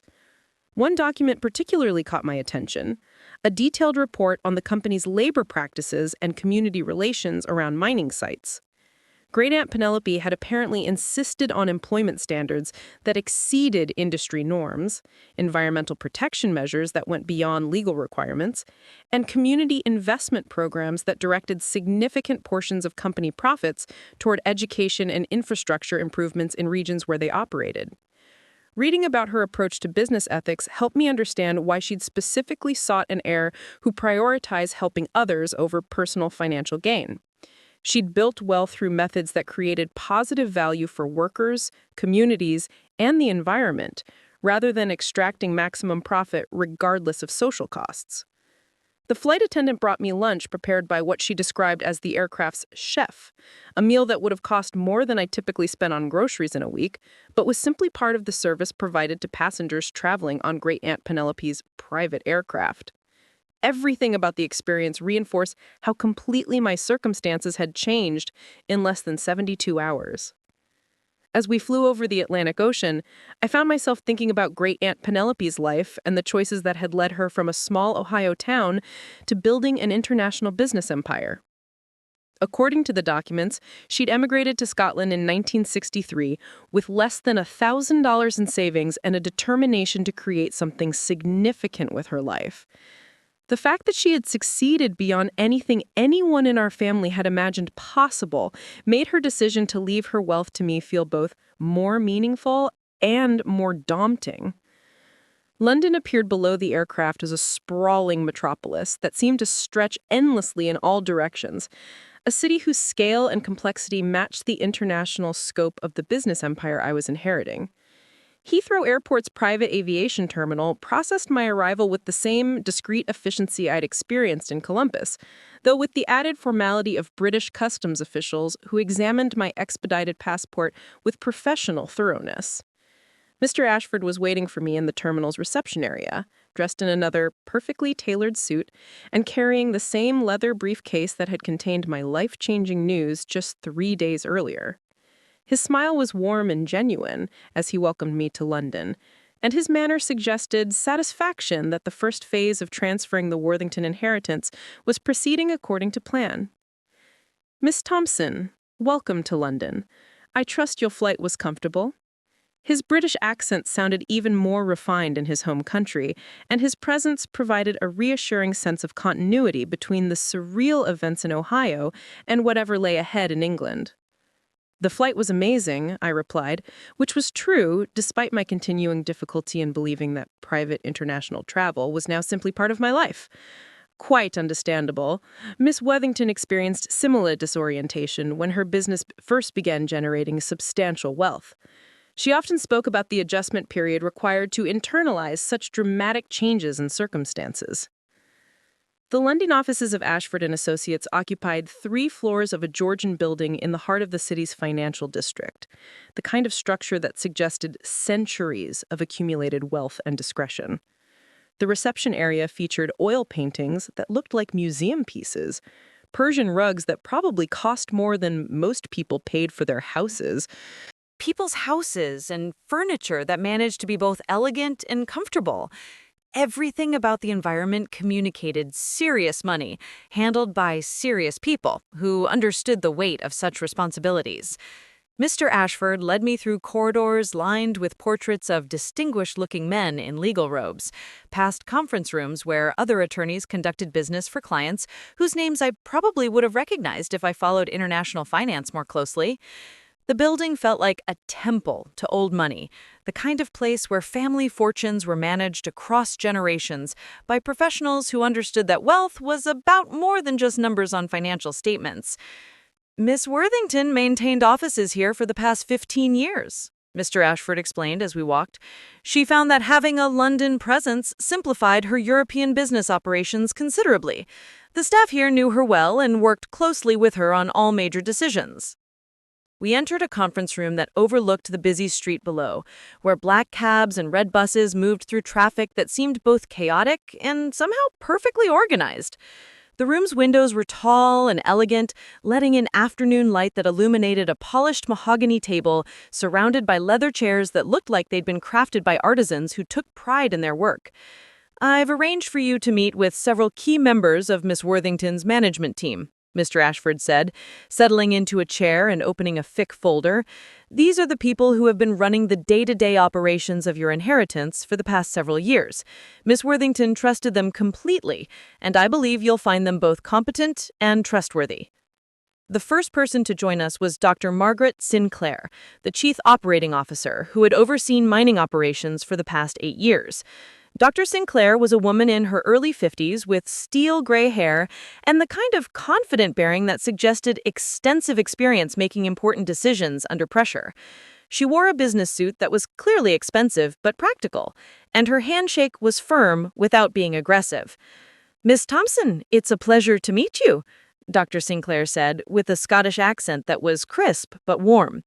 "Miss Worthington spoke of you often during our business meetings. She was quite impressed by your work with elderly and disadvantaged populations in Ohio." The fact that Great-Aunt Penelope had discussed my community center work with her business managers felt both flattering and slightly overwhelming. I'd had no idea that anyone outside of Millbrook was even aware of what I did for a living, let alone that it was being discussed in the context of international mining operations. "I'm still trying to process the fact that she knew anything about my life," I admitted. "My family had completely lost touch with her decades ago. We didn't even know she was still alive until Mr. Ashford appeared at our Thanksgiving dinner." Dr. Sinclair smiled with genuine warmth. "Miss Worthington was quite resourceful when it came to staying informed about family members she cared about. She subscribed to your local newspaper online and had apparently been following coverage of community center programs for several years. She was particularly impressed by an article about your work helping elderly residents navigate Medicare enrollment. The idea that my great-aunt had been reading the Millbrook Gazette from Scotland to follow my career felt surreal, but also touching. It suggested a level of personal interest that went beyond simply choosing an heir for business purposes. "Dr. Sinclair has prepared a comprehensive overview of our mining operations," Mr. Ashford interjected. "I think you'll find the scope and efficiency quite impressive." For the next hour, Dr. Sinclair walked me through detailed presentations about diamond extraction processes, environmental protection measures, and worker safety protocols that went far beyond industry standards. The Worthington mines employed nearly 400 people across 3 sites in Scotland, with additional processing facilities that employed another 200 workers. Every aspect of the operation seemed designed to balance profitability with social responsibility. Miss Worthington insisted that we treat our workers as partners in the business, rather than simply as labor costs. Our wages are approximately 30% above industry averages, we provide comprehensive healthcare and education benefits, and we've established profit-sharing programs that ensure everyone benefits when the company succeeds. The approach to labor relations reflected values that aligned closely with my own beliefs about treating people with dignity and respect. It was reassuring to learn that the wealth I was inheriting had been generated through methods that created value for workers rather than exploiting them. "What about environmental impact?" I asked, remembering my concerns about the ethics of mining operations. I've read that diamond mining can cause significant ecological damage. "An excellent question," Dr. Sinclair replied, pulling up presentation slides that showed before and after photographs of mining sites. "Miss Worthington invested heavily in restoration and conservation programs. We're required to return all mining sites to better environmental condition than we found them, and we've actually created wildlife habitats and reforestation areas that have become models for the industry."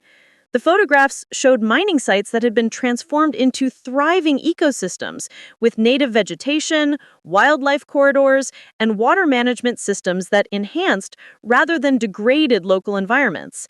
It was clear that Great-Aunt Penelope had been committed to proving that profitable mining could coexist with environmental stewardship. Next, we were joined by James Fletcher, the chief financial officer who had managed the company's finances for the past 12 years. Fletcher was a soft-spoken man in his early 40s who spoke with the precision of someone who understood that financial details mattered enormously in business decisions. He brought with him several bound reports that contained financial statements and projections for the Worthington companies. "Miss Thompson, I've prepared a comprehensive financial overview that should give you a clear picture of your inheritance," Fletcher said, opening the first report to reveal charts and graphs that made the scale of the business visually apparent. The Worthington companies generated just over $91 million in revenue last year, with net profits of approximately $38 million after all expenses, taxes, and reinvestment. The numbers were so large that they felt abstract rather than real. $38 million in Annual profit meant that my inheritance would generate more money each year than I could reasonably spend, even if I tried to live extravagantly. The company maintains very conservative financial management, Fletcher continued.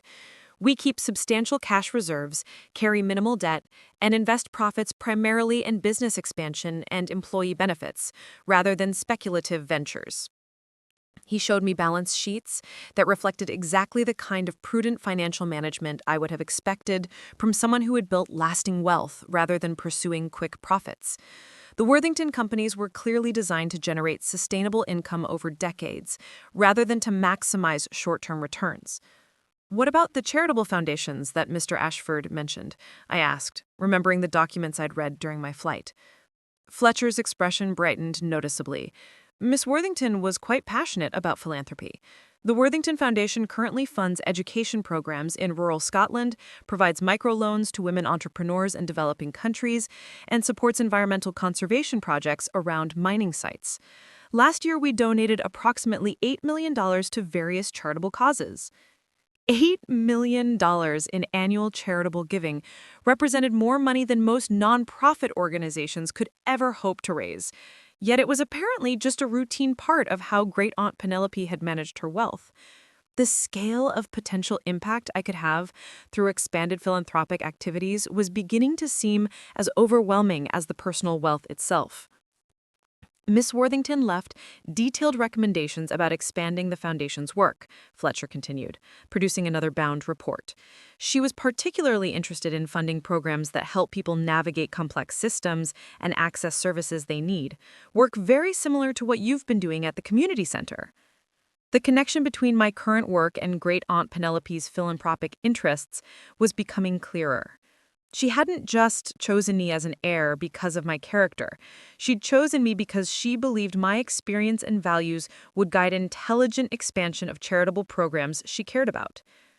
Our final meeting was with Victoria Hartwell, the company's director of international relations, who managed relationships with luxury jewelry retailers throughout Europe and Asia.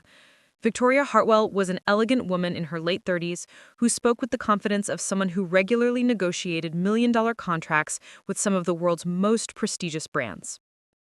Miss Thompson, the Worthington companies have exclusive supply relationships with 17 of Europe's most distinguished jewelry houses, Victoria Hartwell explained, showing me a presentation that featured photographs of diamonds being transformed into pieces that belonged in museums or royal collections. Our reputation for quality and ethical sourcing has made us the preferred supplier for clients who demand both beauty and integrity. The photographs of finished jewelry pieces were breathtaking, featuring diamonds that had been cut and polished to standards that created fire and brilliance I'd never seen in commercial jewelry stores. These weren't the kinds of diamonds that ended up in mall jewelry stores. They were the stones that became heirloom pieces passed down through generations of wealthy families. We also work directly with master craftsmen who create custom pieces for private collectors and heads of state, Victoria Hartwell continued. Miss Worthington took great pride in knowing that stones from our mines became part of pieces that would be treasured for centuries. The artistic and cultural dimensions of the diamond business added another layer to my understanding of what I'd inherited. This wasn't just about extracting valuable minerals from the ground. It was about participating in an industry that created objects of lasting beauty and significance. What kind of growth potential exists for the business? I asked, trying to think like someone responsible for major business decisions rather than like someone who was still shocked to own diamond mines. Substantial potential, Victoria Hartwell replied without hesitation. Demand for ethically sourced diamonds continues to grow, particularly among younger consumers who care about the social and environmental impact of their purchases. Our reputation for responsible mining practices positions us perfectly to capture that market expansion. She showed me market research indicating that consumers were increasingly willing to pay premium prices for diamonds that came with guarantees about worker treatment, environmental protection, and community benefit. The Worthington Company's commitment to ethical practices wasn't just morally commendable, it was also excellent business strategy. By the time our meetings concluded, I had a much clearer understanding of both the scope and the values of what I'd inherited. Great Aunt Penelope had built not just a profitable business, but a model for how wealth could be generated in ways that created positive value for workers, communities, and the environment. The management team she'd assembled shared her commitment to ethical practices and seemed genuinely excited about the possibility of expanding their impact under my ownership. "Miss Thompson," Mr. Ashford said as we prepared to leave the offices, "I believe you can see why Miss Worthington was so confident about leaving her empire in your hands. The people you've met today are committed to continuing her vision of responsible wealth creation, and they're eager to work with someone who shares those values." Walking through London's financial district after the meetings, I felt a growing sense of confidence about my ability to handle the responsibilities I'd inherited. The business was already well managed by competent professionals who understood both the practical and ethical dimensions of what they were doing. My role would be to provide guidance and direction rather than to manage day-to-day operations I wasn't qualified to oversee. That evening, Mr. Ashford took me to dinner at a restaurant that catered to London's financial elite, the kind of establishment where million-dollar deals were discussed over wine that cost more per bottle than I used to make in a month.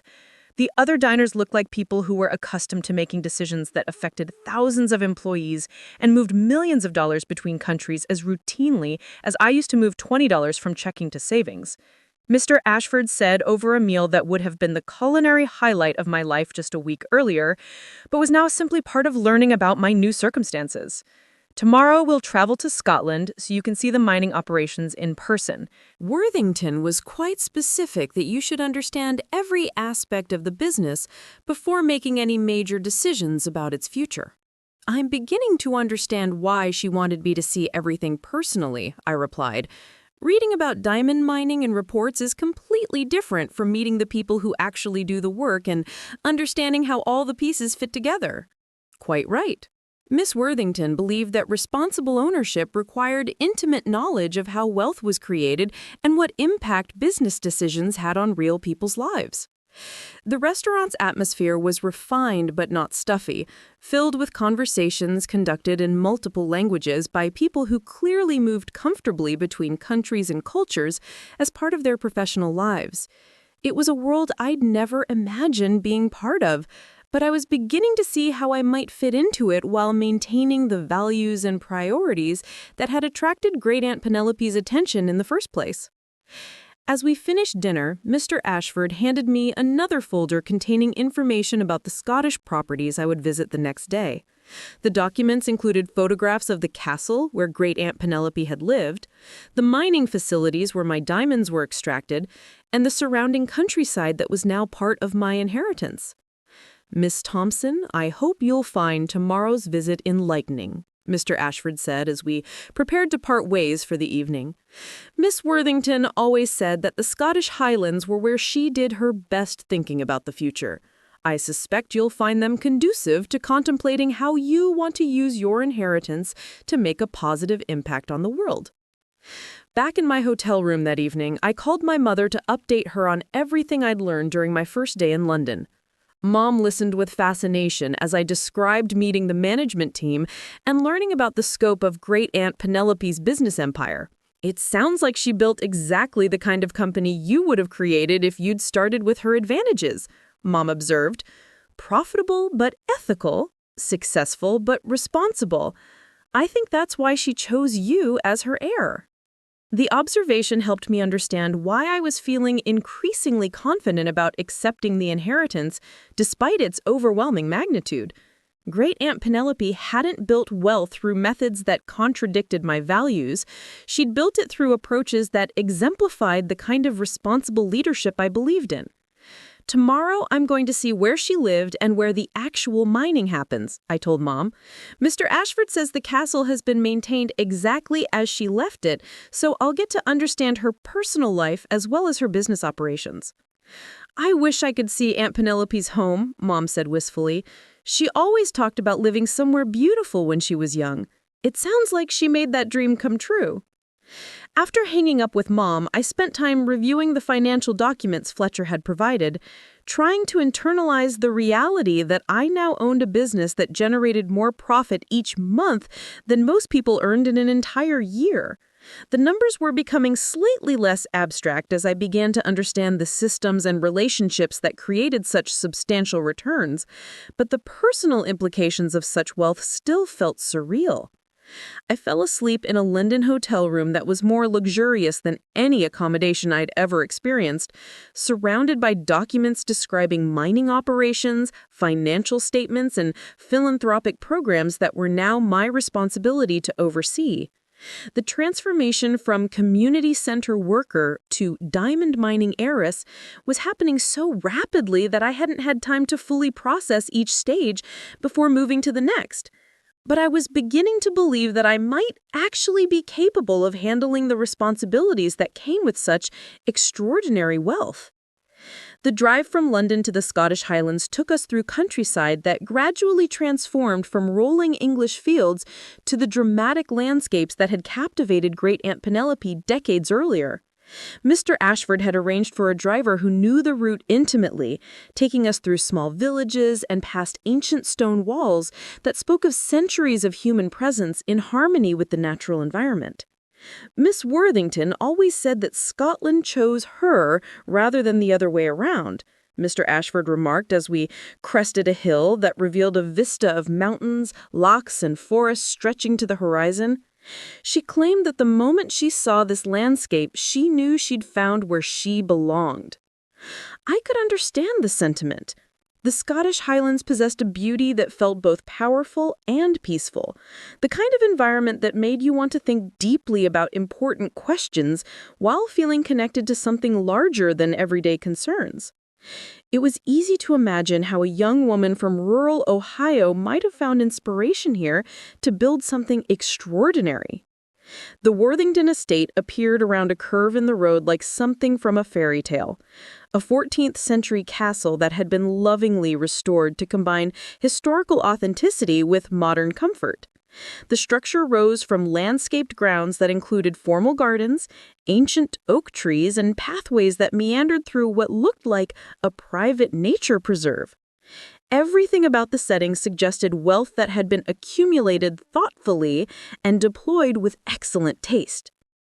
"Welcome home, Miss Thompson," Mr. Ashford said with a smile as our car passed through iron gates bearing the Worthington family crest. Miss Worthington always referred to this as home, regardless of how much time she spent traveling for business. Miss Dorothy MacLeod, the estate manager who had worked for Great Aunt Penelope for over 20 years, met us at the castle's main entrance. She was a woman in her early 60s with the kind of warm but efficient manner that suggested she was accustomed to managing complex households while making everyone feel welcome. Her Scottish accent was more pronounced than Dr. Sinclair's, and her smile was genuinely delighted as she greeted me. "Miss Emma, it's wonderful to finally meet you," Miss MacLeod said, clasping my hands in both of hers. "Miss Penelope spoke of you so often, and she was so proud of your work helping people in America. She always said you reminded her of herself when she was young." The castle's interior was a masterful blend of historical architecture and contemporary amenities, with soaring ceilings, ancient stone walls, and furnishings that managed to be both elegant and comfortable. Tapestries that might have belonged in museums hung alongside modern paintings, and fireplaces large enough to heat entire rooms were equipped with efficient heating systems. Heating systems that maintained perfect temperature throughout the vast space. Miss Penelope loved this castle because it represented permanence and legacy. Mrs. MacLeod explained as she led us through rooms that each seemed to tell stories about centuries of human habitation. She often said that building something lasting required thinking beyond your own lifetime, and she wanted her home to reflect that philosophy. We paused in what had clearly been Great Aunt Penelope's private study, a room lined with books on subjects ranging from geology and business to philosophy and literature. Her desk was positioned to look out over the estate's gardens toward the mountains beyond, creating a workspace that balanced serious thought with natural beauty. Personal photographs showed her at various stages of life, from a young woman in 1960 Scotland to a distinguished businesswoman receiving awards for ethical business practices.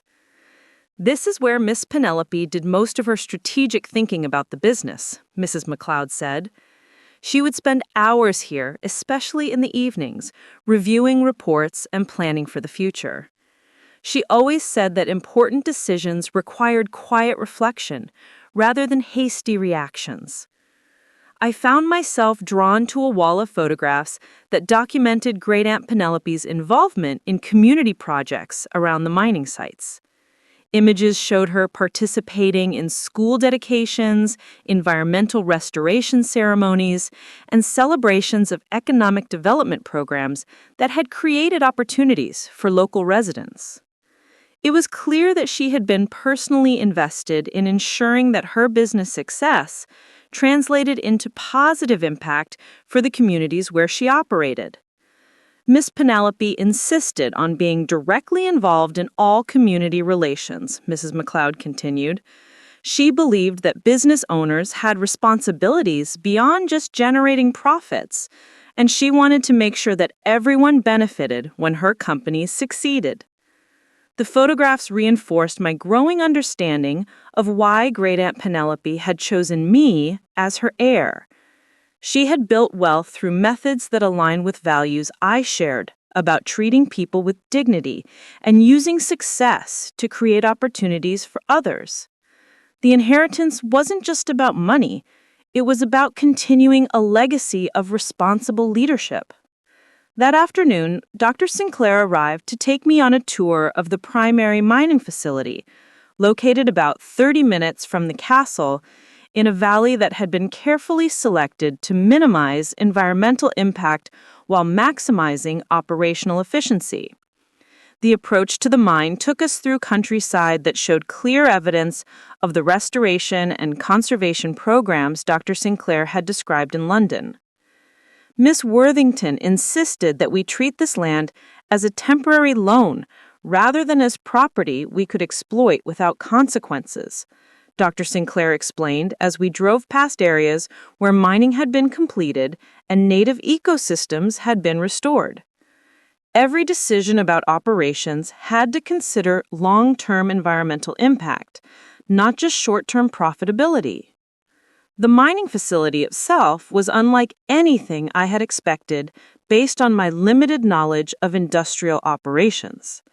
Instead of the scarred landscape and industrial chaos I had imagined, I found a carefully organized complex that seemed designed to minimize visual and environmental impact while maintaining high operational standards. Buildings were constructed with local stone and designed to blend with the natural surroundings, and the entire operation was surrounded by reforestation areas that provided wildlife habitat and scenic beauty.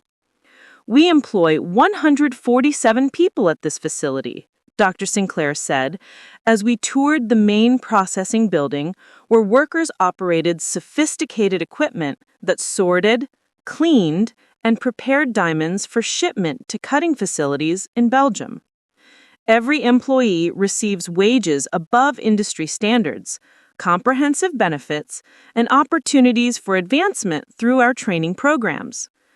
I was introduced to several workers who spoke with genuine enthusiasm about their jobs and their respect for Miss Worthington's approach to business. James Robertson, a foreman who had worked at the mine for 8 years, described employment conditions that sounded more like a partnership than traditional labor relations. Miss Penelope always treated us like we were building something important together rather than just working for her profit, Robertson explained. She knew everyone's names, asked about our families, and made sure we shared in the company's success through profit-sharing programs that meant something real in our bank accounts. The mining process itself was more sophisticated and less invasive than I had anticipated. Great-Aunt Penelope had invested in technologies that allowed for precise extraction with minimal environmental disruption, and every stage of operations included safeguards to protect both worker safety and ecological integrity. The diamonds being extracted were of exceptional quality, destined for luxury markets, where clients paid premium prices for stones that came with guarantees about ethical sourcing. Your great-aunt revolutionized diamond mining by proving that environmental responsibility and worker welfare could coexist with profitable operations. Watching the mining operations helped me understand both the source and the magnitude of the wealth I had inherited. These facilities produced diamonds that would become engagement rings, anniversary gifts, and heirloom jewelry pieces that families would treasure for generations. The careful attention to quality and ethics meant that every stone carried stories of responsible extraction and fair treatment for the people who made luxury possible. That evening, Mrs. McLeod prepared dinner in the castle's main dining room, a space that could have accommodated formal banquets, but felt intimate when set for conversation between Mr. Ashford and me. The meal featured local ingredients prepared with skill that reflected both traditional Scottish cooking and contemporary culinary techniques, accompanied by wine from a cellar that Great-Aunt Penelope had assembled over decades of international travel. Miss Thompson, I believe you've now seen enough to understand both the scope and the values of your inheritance, Mr. Ashford said, over dessert that had been prepared according to recipes Great-Aunt Penelope had collected during her travels. The question now is how you want to proceed with ownership and management of these enterprises. The day had given me a much clearer sense of what responsible ownership would require. The Worthington companies weren't just financial assets. They were complex organizations that employed hundreds of people, influenced entire communities, and operated according to principles that balanced profitability with social responsibility. Managing such enterprises would require careful attention to both business performance and ethical implications of every major decision. I think I want to take a more active role than I initially expected, I said, surprising myself with the confidence in my voice. Not in day-to-day operations, which I'm not qualified to manage, but in strategic direction and community relations. I want to understand how we can expand the positive impact while maintaining the business success that makes that impact possible. Mr. Ashford nodded with approval. Miss Worthington hoped you would reach exactly that conclusion. She believed that responsible wealth required active engagement rather than passive ownership, and she structured the management systems to support hands-on leadership by someone who shared her values. We spent the next hour discussing practical arrangements for my transition from community center worker to active owner of an international mining empire. Mr. Ashford had already prepared legal documents that would transfer full ownership and decision-making authority, but he recommended a gradual approach that would allow me to learn about complex business operations while working closely with the experienced management team. I suggest spending the next several months dividing your time between Scotland and Ohio, Mr. Ashford said. You can learn about European operations while maintaining connections to the community work that attracted Miss Worthington's attention in the first place. Eventually, you'll need to decide where you want to establish your primary residence, but there's no urgency about making that choice immediately. The next morning brought my first direct experience with how my changed circumstances would affect my relationships with family members back in Ohio. Victoria called while I was having breakfast in the castle's morning room, her voice carrying a mixture of excitement and anxiety that I hadn't heard since we were children. Emma, I've been thinking about our conversation on Thanksgiving, and I realize I need to apologize again for how I've treated you over the years, Victoria began without preamble. But I'm also calling because I'm worried about how this inheritance is going to change our family dynamics, and I want to address that honestly. The directness was unusual for Victoria, who typically approached difficult conversations through layers of indirect suggestion rather than confronting issues directly. Her willingness to speak candidly suggested that my inheritance had created enough disruption to normal family patterns that everyone was being forced to reconsider established relationships. What kind of changes are you worried about? I asked. settling into a chair that overlooked the estate's gardens while trying to process the surreal experience of having this conversation from a Scottish castle. "I'm worried that money is going to create distance between us that never existed before," Victoria said, her voice carrying genuine concern. "I'm worried that you'll start seeing the rest of us as people who want something from you rather than as family who love you. And I'm worried that we'll start treating you differently because of your wealth rather than because of who you are as a person." The concerns were similar to warnings Tyler had given me about how wealth would change my relationships, but hearing them from Victoria carried additional weight because she had personal experience with how money could complicate family dynamics. Her marriage to Robert had given her insights into the social complexities of wealth that the rest of our family lacked. "Victoria, I'm having the same worries," I admitted. "I don't want money to change how we relate to each other, but I also realize that pretending nothing has changed isn't realistic either. I'm going to have different responsibilities and opportunities now, and that will inevitably affect our interactions." "That's exactly what I'm afraid of," Victoria replied. "Emma, I don't want you to start seeing me as the shallow sister who married for money and criticized you for not being ambitious enough. I want you to see me as someone who loves you and is proud of you, even though I didn't always show that very well." The conversation was unlike we had since childhood, characterized by emotional honesty rather than the careful politeness that had defined our adult relationship. Victoria's inheritance anxieties were forcing her to examine her own values and priorities in ways that seemed genuinely healthy for both of us. "I think the key is being honest about how things are changing while staying committed to preserving what matters most about our relationship. I don't want to become someone who uses money to solve family problems or to gain influence over other people's decisions, but I also can't pretend that having resources doesn't create new opportunities to help family members in ways that matter." "What do you mean?" "I mean that if you or Robert want to pursue opportunities that require capital investment, or if Mom needs help with anything significant, I want to be able to provide that help without it creating weird power dynamics between us. But I also want family relationships to be based on love and respect rather than on financial considerations." Victoria was quiet for a moment before responding. "Victoria, can I tell you something that I've never admitted to anyone, including Robert?" "Of course." "I've been unhappy for a long time because I don't have my own career or my own sense of purpose beyond being married to someone successful. When I criticized your work at the community center, I was really expressing jealousy about the fact that you were doing something meaningful with your life while I was just living off Robert's achievements. The admission was so unexpected and vulnerable that I wasn't sure how to respond. Victoria had never acknowledged any dissatisfaction with her role as a wealthy man's wife, and her willingness to share such personal concerns suggested that my inheritance was prompting broader reflection on life choices and priorities. "Victoria, it's not too late to develop your own career or find work that gives you a sense of purpose," I said carefully. "Having financial security through Robert's income could actually give you freedom to pursue opportunities that matter to you personally, rather than just opportunities that pay well. I've been thinking about that too. Maybe your inheritance will turn out to be good for all of us, not just because of potential financial benefits, but because it's forcing everyone to think more seriously about what really matters."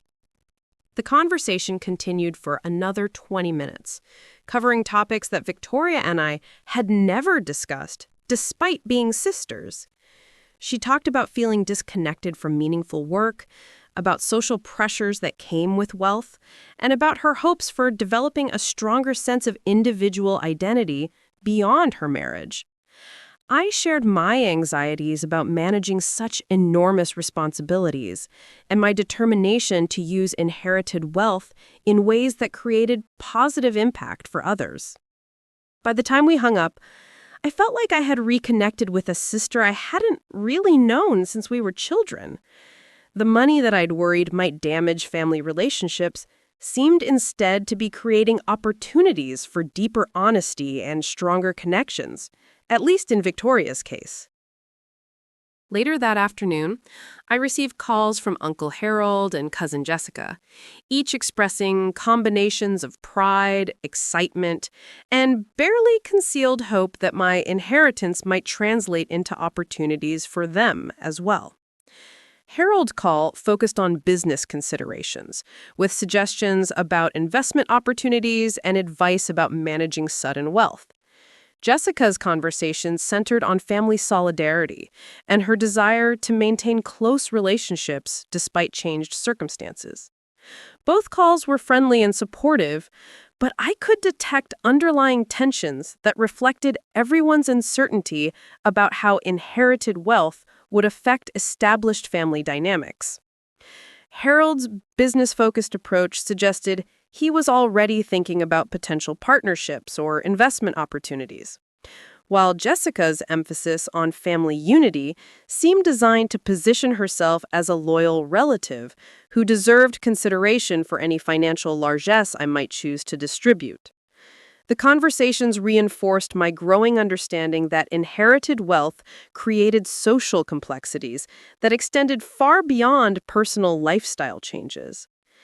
Every family relationship would need to be renegotiated in light of my changed circumstances, and managing those transitions would require as much careful attention as learning to run an international business empire. That evening, as I sat in Great-Aunt Penelope's study reviewing business documents while looking out over the Scottish landscape she had loved, I felt a growing sense of confidence about my ability to handle both the financial and social challenges that came with inherited wealth. The key would be maintaining clarity about my values and priorities, while remaining open to the ways that increased resources could enhance, rather than replace, the work and relationships that gave my life meaning. I called Tyler to update him on everything I'd learned during my time in Scotland and to process my conversations with family members who were adjusting to my changed circumstances. Emma, it sounds like you're handling all of this with exactly the kind of thoughtfulness that probably got you chosen as the heir in the first place, Tyler said after listening to my descriptions of mining operations, castle life, and family dynamics. But I'm curious about something. How are you feeling personally about becoming this wealthy? Not the business responsibilities or family complications, but just the fact that you never have to worry about money again. The question made me pause and consider aspects of the inheritance that I'd been too busy to fully process. Honestly, Tyler, it's still so surreal that I'm not sure I've internalized the personal implications yet. I keep expecting to wake up back in my apartment in Millbrook, worried about whether I can afford groceries and gas in the same week. But when you do internalize it, what do you think it will mean for how you live your life? I think it means I get to focus entirely on work that matters to me, rather than work that pays enough to cover basic expenses, I said slowly. I can expand the kind of community work I've always cared about without worrying about whether it generates income. I can fund programs and services that help people without having to convince other people to donate money for causes they might not understand. That sounds like the Emma I know, Tyler replied with relief evident in his voice. I was a little worried that sudden wealth might change your priorities, but it sounds like it's actually going to amplify the priorities you've always had. The observation helped me understand why I was feeling increasingly comfortable with my inheritance, despite its overwhelming magnitude. The money wasn't changing who I was. It was giving me resources to become more fully the person I'd always wanted to be, while creating opportunities to help others in ways that I'd previously only been able to imagine. As I prepared for bed in a castle bedroom that was larger than my entire previous apartment, I felt grateful for both the inheritance itself and for the wisdom Great-Aunt Penelope had shown in structuring the transition process. By requiring me to understand the business operations and community relationships that generated the wealth, she had ensured that I would approach ownership as a responsibility rather than simply as an opportunity for personal indulgence. Tomorrow, I would return to London for final legal procedures that would complete the inheritance transfer. Then fly back to Ohio to begin the complex process of integrating new resources with existing commitments and relationships. The transformation from community center worker to diamond mining heiress was nearly complete, but the more important work of using inherited wealth wisely was just beginning. Up next, you've got two more standout stories right on your screen. If this one hit the mark, you won't want to pass these up. Just click and check them out.